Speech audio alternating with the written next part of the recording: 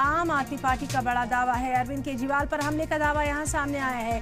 Campaigning के वक्त ये हमला हुआ है। तो आम आदमी पार्टी की तरफ से बड़ी खबर इस वक्त आपको दे रहे हैं, जहां ये बात की गई है कि बीजेपी कारकुनान ने अरविंद केजरीवाल पर हमला किया है। प्रवेश वर्मा के सपोर्टर्स पर हमले का ये इल्जाम आम आदमी पार्टी की तरफ से लगाया गया है। तो दिल्ली की सियासत में लगातार हर रोज एक नई खबर, और अब आम आदमी पार्टी का ये बड़ा दावा सामने आया है कि अरविंद केजरीवाल पर हमला किया गया।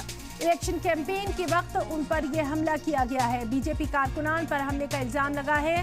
प्रवेश वर्मा के सपोर्टर्स पर हमले का ये इल्जाम लगाया गया है। अब इस पर क्या कुछ रद्द-ए-अमल बीजेपी की तरफ से आएगा, क्या कुछ अरविंद केजरीवाल कहेंगे, उस पर भी लगातार नजर बनी हुई है। बहरहाल इस वक्त की ये बड़ी खबर है जिसमें आम आदमी पार्टी की तरफ से अरविंद केजरीवाल पर इलेक्शन कैंपेन के वक्त हमले का दावा किया जा रहा है, और प्रवेश वर्मा के हामियों पर इस हमले का इल्जाम भी लगाया गया है।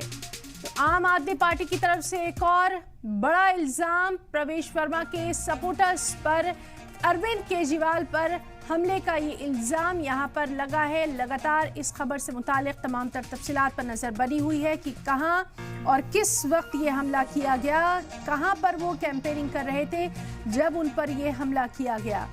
तो अरविंद केजरीवाल, आम आदमी पार्टी के कन्वीनर, दिल्ली के साबिक सीएम, उन पर हमले का ये दावा आम आदमी पार्टी की तरफ से किया जा रहा है। कैंपेनिंग के वक्त अरविंद केजरीवाल पर यह हमला किया गया, और आम आदमी पार्टी का कहना है कि बीजेपी कारकुनान ने ये हमला किया है। प्रवेश वर्मा के हामियों पर इस हमले का इल्जाम लगाया गया है।